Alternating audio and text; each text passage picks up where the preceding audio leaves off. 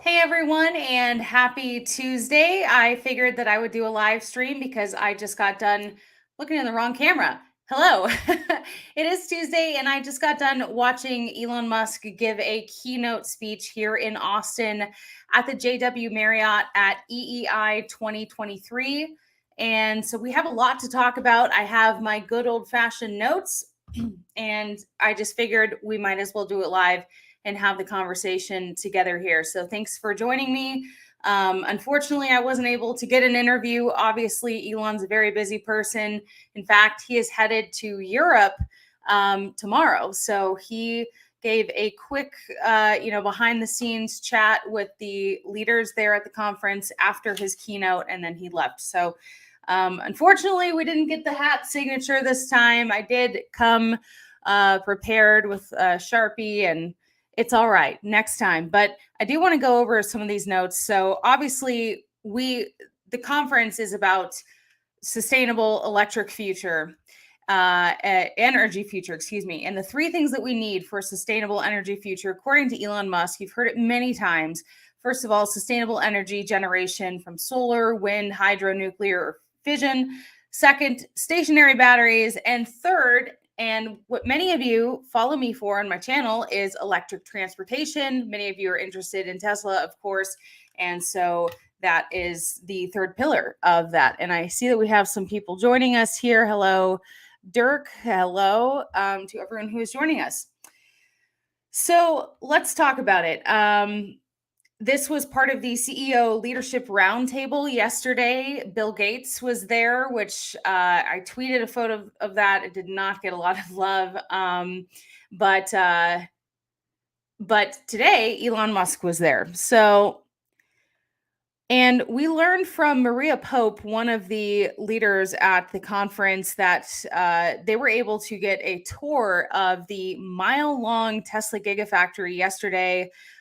For those of you who have never been to the Gigafactory, it is quite astounding. And she mentioned that they were just shocked that Tesla is producing hundreds of cars every day here in Texas while they're still completing their building construction. So she mentioned that Tesla's pace of change is setting a standard for the industry. And of course, that is definitely true. Thank you guys for tuning in. Space Beetle, hello to you. So unfortunately, I did try to live stream some of the speech. Elon's audio was not good, even for me and the audience. And I was sitting on the floor about as close to the stage as you could get. So I wrote down a lot of notes instead because it was hard to even hear in the audience. Apologies. A lot of you guys were commenting that the sound was terrible.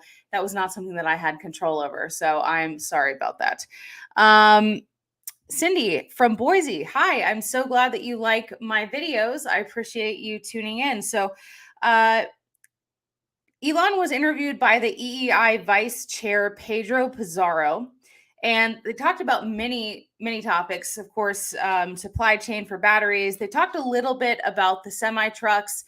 That, of course, we had the semi truck presentation back in November, which Elon doesn't expect to see most semi trucks electric for another 10 to 15 years. He's expecting a large production of their trucks sometime next year. But of course, semis use a large battery, and they will need a sufficient factory supply. And because of this, they will be rolled out on a massive scale later than their other vehicles.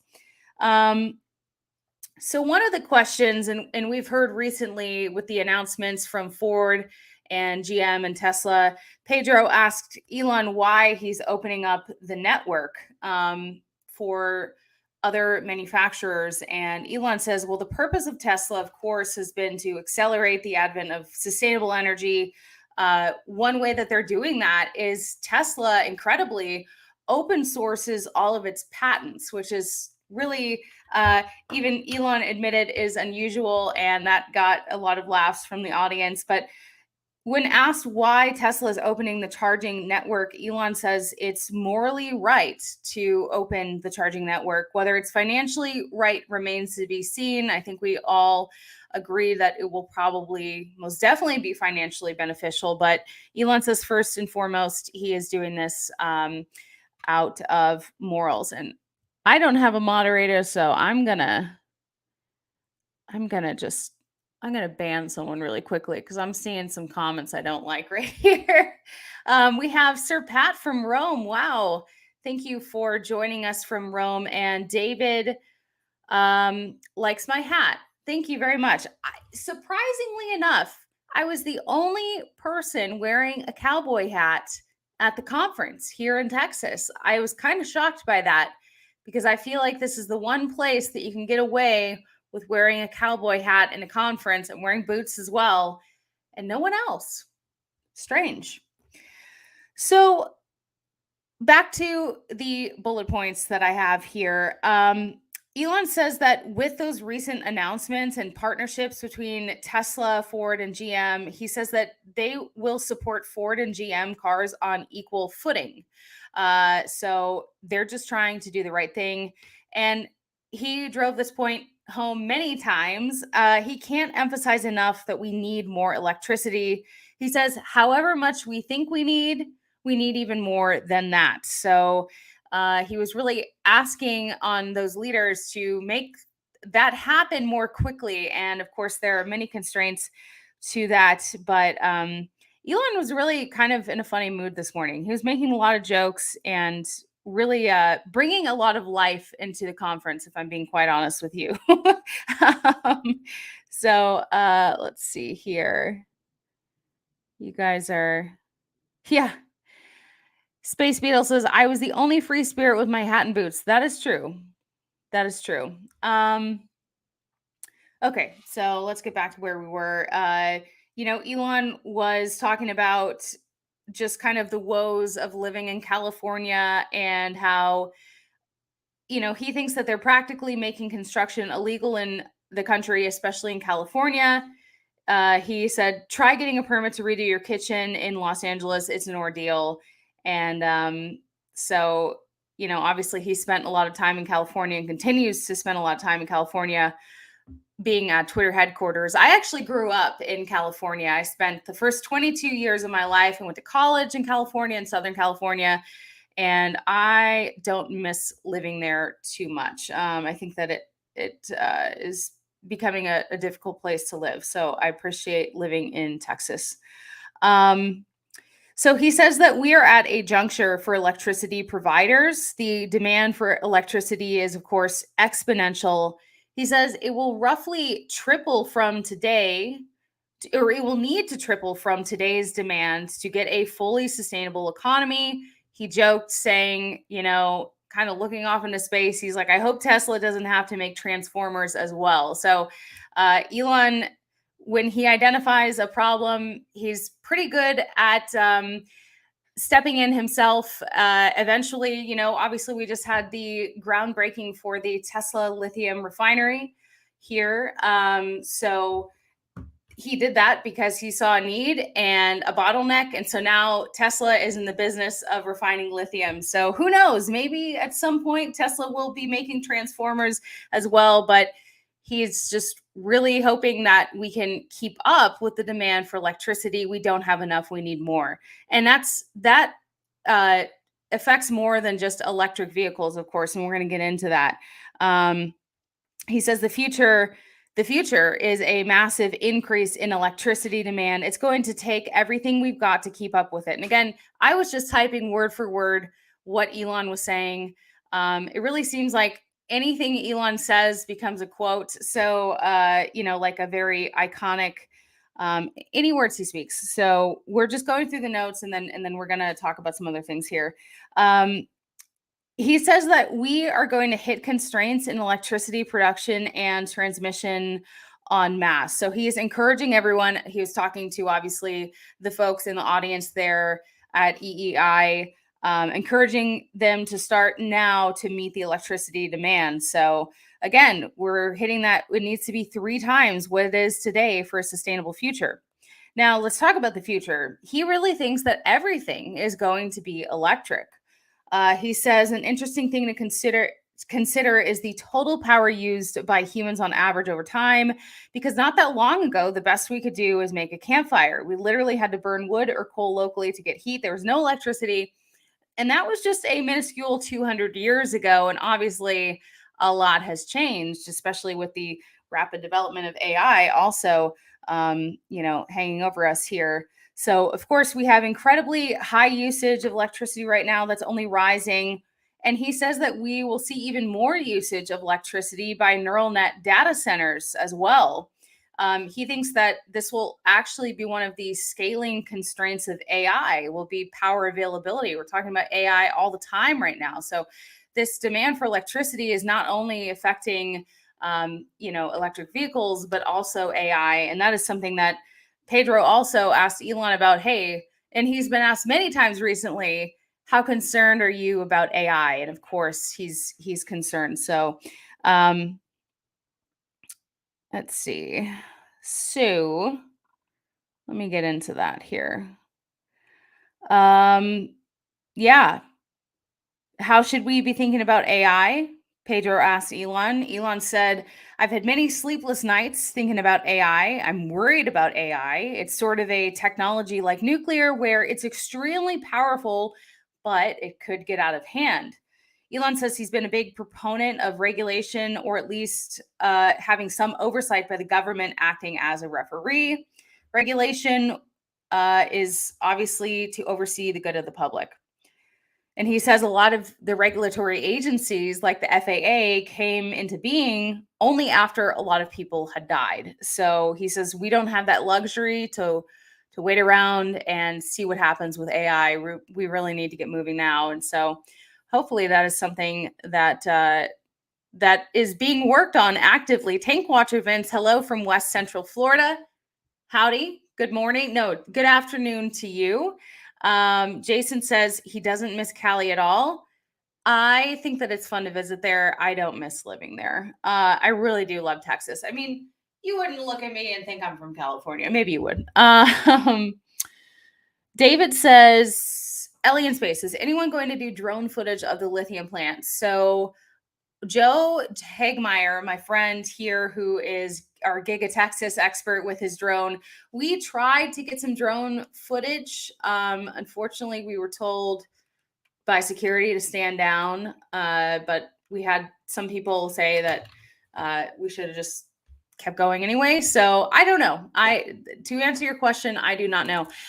This weekend, I'm going to be making a video with Joe, and we're going to get some fresh drone footage of the new Starlink facility here in Austin, Texas area, as well as the Boring Company facility. So that should give you some great drone footage. I've taken some shots on the side of the road of those factories, but it's going to be much better in the air, and they've made a lot of progress. So you don't want to miss that. Linda says, Elon Musk should move his Twitter headquarters to Florida.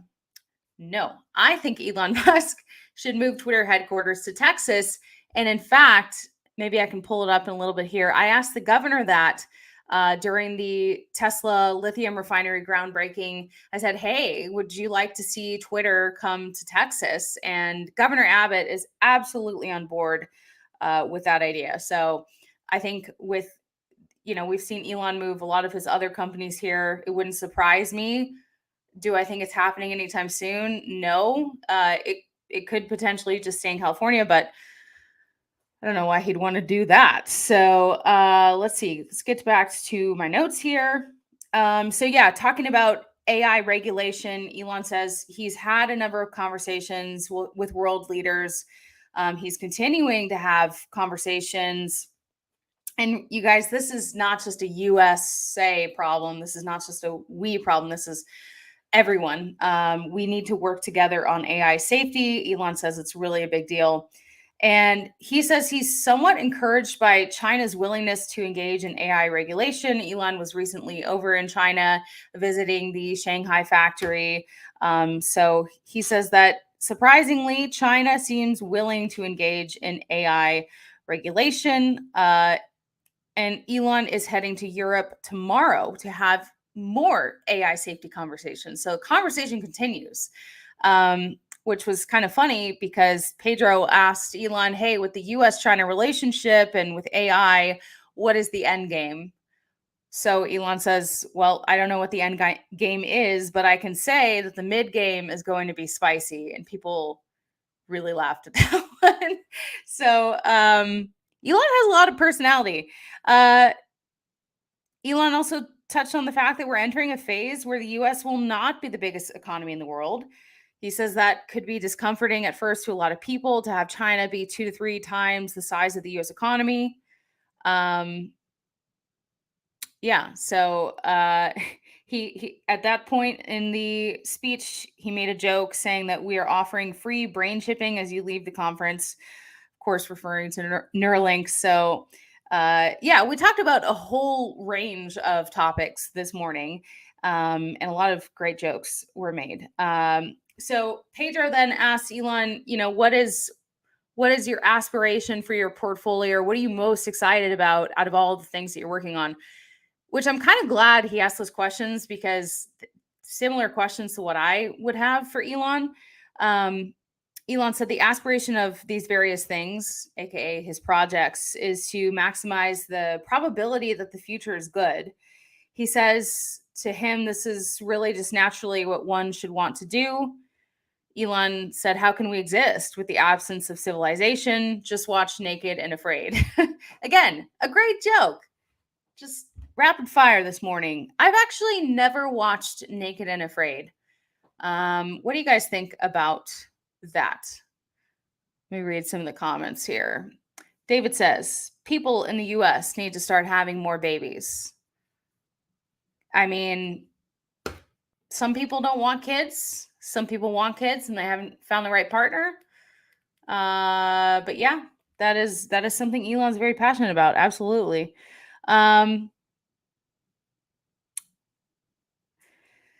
Let's see. So, and furthermore, on the topic of AI, Elon said if we are to link the path of the AI to the human world, if we get esoteric, one of the issues will be the bandwidth between your cortex and the AI extension of yourself. So he straight up said, if that bandwidth is too low, which obviously right now would be pretty much too low for all of us, the computer will get bored. Which is a reason why I would definitely like a Neuralink when they're available, not for some ailment, but literally to, keep up with the inevitable AI and singularity. And he makes a great point. We're already cyborgs, right? When it comes to having our phone as an extension of ourself. He even said that he had a nightmare where he was stuck at a party and someone had taken his phone and he couldn't use their phone and he had no way to get an Uber or call anyone because no one memorizes phone numbers anymore. It's just kind of interesting to hear these these little side stories from Elon. So those are the notes that I took. And it was a pretty good conversation. I felt like some of the responses from Elon are, kind of canned responses that we've heard many times before. But obviously, it was a pleasure and an honor to have him give a talk here so close to home, at least for me in Austin. I saw some familiar faces there that traveled just to see Elon in person. And I'm very grateful to EEI for giving me a press pass because I'm not going to lie to you guys, this is a very expensive conference. So very happy to have a press pass. But those are some of the notes. And obviously, AI is something that I've kind of considered maybe covering more of. I haven't covered too much about that. Number one, it's just so hard to keep up with it. It's moving so quickly. Tank Watcher Vince, thank you for the super chat. I see almost 200 of you guys on here. I know that it is Tuesday morning, or I'm sorry, Tuesday afternoon. So, but I just wanted to hop on and kind of make this a live update and just let you guys know the notes that I took at the summit. So hopefully you guys, enjoyed hearing at least kind of my wrap up or synopsis of the event from Elon. It's always a great, honor to listen to Elon speak. I think that, we all want to know what he thinks because he has so many great ideas. Thank you guys for watching. Of course, yeah, hit the like button. One of the other things, and I'm going to share the screen. Space Beetle says, I think Elon should reduce the time he spends at Twitter and focus more on SpaceX. So I think one of the reassuring recent developments is that Gwen is, of course, at Starbase. She's been at Starbase for a while now. But Kathy Leaders has just transitioned from NASA to SpaceX and is also reporting down at Starbase. So I understand, the desire to have Elon focus more on one or the other of his many companies, but just rest assured there's many people behind the scenes that are making things happen and quickly. In fact, we just learned today, right before Elon went on stage, he tweeted that the next Starship launch should be in 6 to 8 weeks. So I hope it's not in August when I'm going to a wedding. I can't miss that. Thank you for your efforts from SGFX. Thank you for the super chat. I'm glad that you guys, just want to hang out and chat. Bimmer Geezer, very generous super chat. Thank you. Bimmer Geezer says, so glad that I saw you were live. Sorry I missed your prior live chat and love watching you. So I tried to go live on YouTube at the conference, and I'm telling you, the audio was terrible. People were kind of blaming me, but I was as close as you could get to the stage.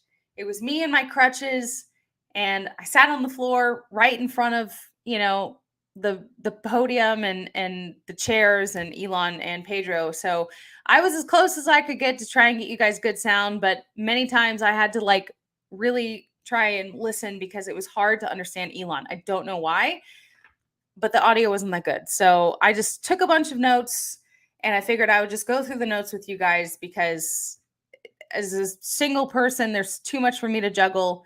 I knew the sound was bad. You guys had made enough comments that the sound was bad. So I figured I'd just go through the notes, but it was really cool to have Elon giving a speech here. And I'm really glad that he was able to show the folks, leaders in the energy industry gigafactory and really show that you can do two things at once and produce hundreds of cars a day while still building and expanding your factory. So that was really cool to hear from Maria Pope. I believe she's with let me see what her title is really quickly.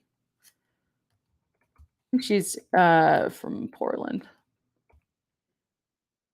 Yes, she is the president, chief executive officer of Portland General Electric. So she was coming from where I was just recently living, but she was just blown away by the Gigafactory. And I tell people when they visit Austin, now that I'm an Austinite, unless you're invited to a Tesla event, you can't get a tour inside yet.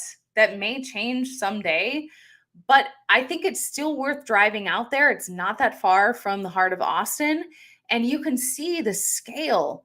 It's a mile long. It takes several minutes just to drive from one end to the other. So I definitely think that it's worth checking out Gigafactory, Tesla's headquarters, if you make the trip to Austin, even if you can't go inside. And I say the same thing about Starbase, even more for Starbase, actually. Starbase, you can see a lot of the stuff from the side of the road. So even though you can't go inside where they're building the rockets, hello, the rockets are huge. And so definitely worth making the trip to Starbase. Definitely worth seeing Gigafactory if you can. Looks like we got some more people saying hi. Steven says that he misses me in the Tri-Cities. Oh, I miss the Tri-Cities too. If you guys don't know, the Tri-Cities is in Washington State, where I was the main anchor of Keeper Action News, the CBS affiliate, for almost 3 years, or it was over 3 years. Yeah, geez.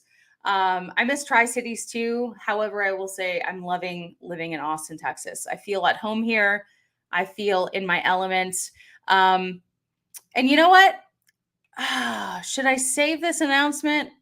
Well, I'll tell you guys, because you guys are cool for hanging out with me on a Tuesday. I'm going to make a video about this. I'm going to make an official announcement, but I haven't really made an announcement yet. So we talked about the 3 pillars for a sustainable energy future: sustainable energy generation, stationary batteries, and electric transportation, which is why I recently made the decision to buy a Model 3.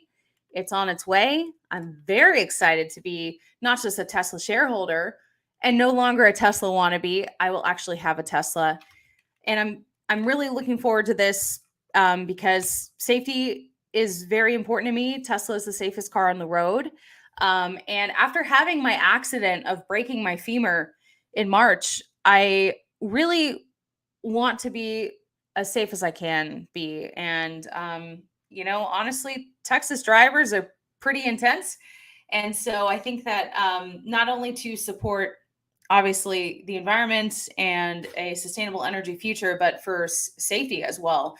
Very excited to be in the Tesla family. So you can expect a lot of content on that, but you're hearing it here first. Breaking news.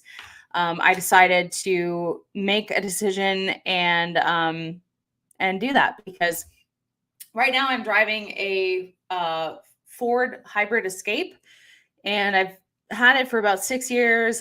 It's fine. But I think that with the amount of Tesla events that I've been to, and this is something that I'm very passionate about, it makes sense for me to drive a Tesla. So looking forward to that, but you just heard it here first. So thank you guys. Adrian says long due. Absolutely. Absolutely. And I'm hoping that obviously it's an expensive car. I didn't go crazy and get like an X or something. And the thing about it too is that we now have that $7,500 federal tax credit eligible for the Model 3, the all-wheel drive long range that I will now have soon. Soon. The worst thing is the wait. The worst thing is the wait. Let's see, when did I make that purchase? May 24th. So according to my Tesla advisor, I'm just a few days out from getting mine. Wayne wants to know what color.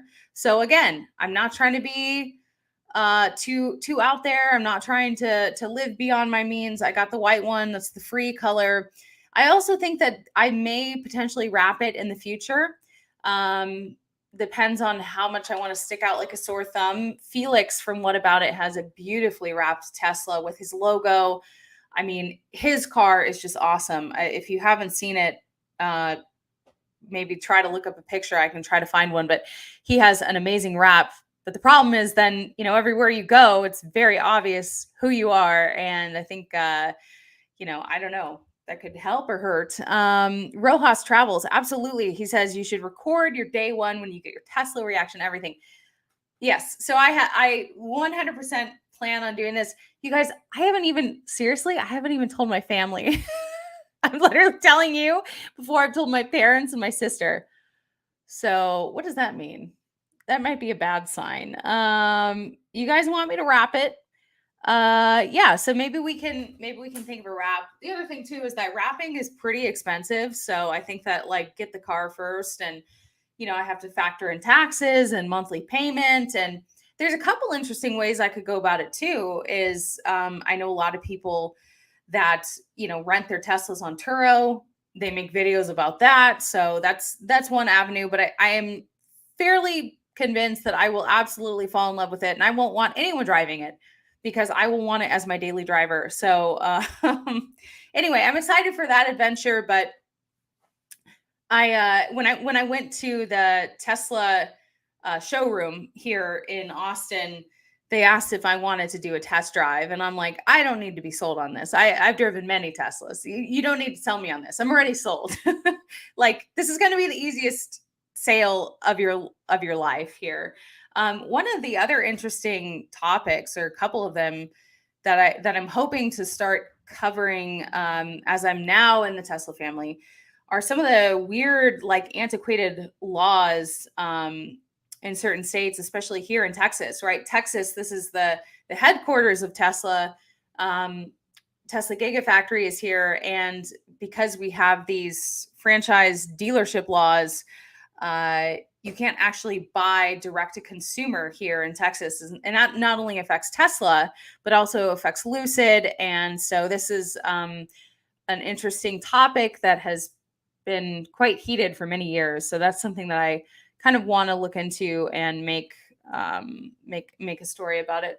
Um, let's see.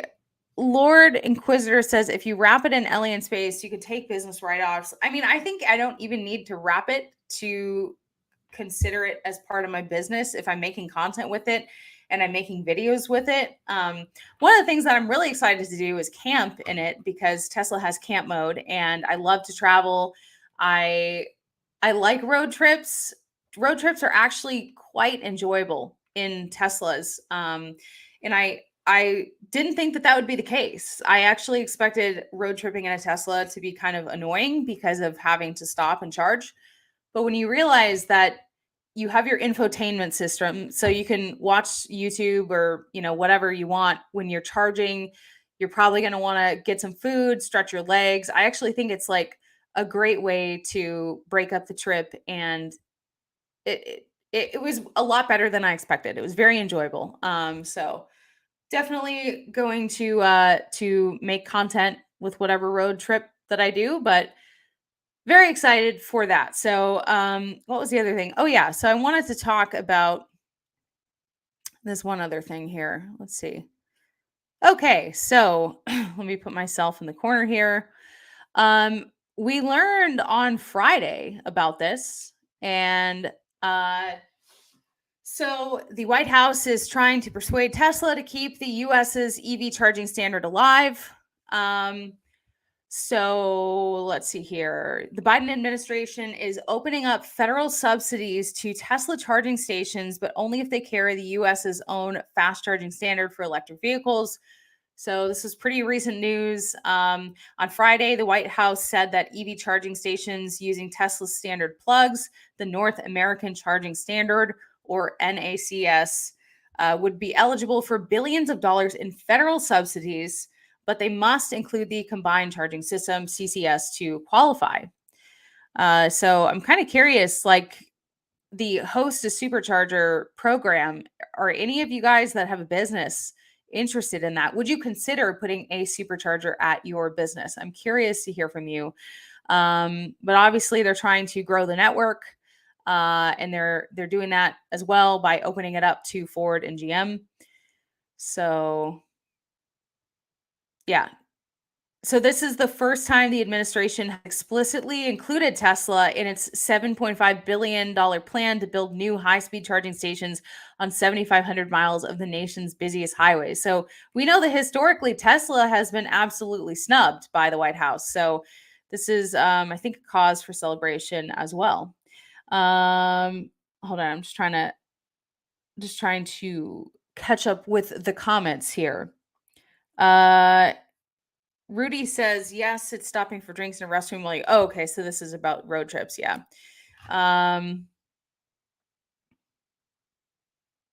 Pink Tesla 3. I mean, I'm not going to lie to you. I would love to wrap my Tesla pink. That's what else do I have a lot of pink stuff. I love the color pink. So I might just wrap it whatever color I want and not worry about having alien space on it. Thing is, I don't want it to look tacky. I feel like if I have my logo, it might look kind of tacky on a car. Like I think it might be a little bit. I think it might be a little bit tacky. Arnie wants to know if I have new eye makeup or if his camera's out of focus. I am not wearing fake eyelashes today, so I don't know. That's the new eye makeup. Less makeup. Let's see here.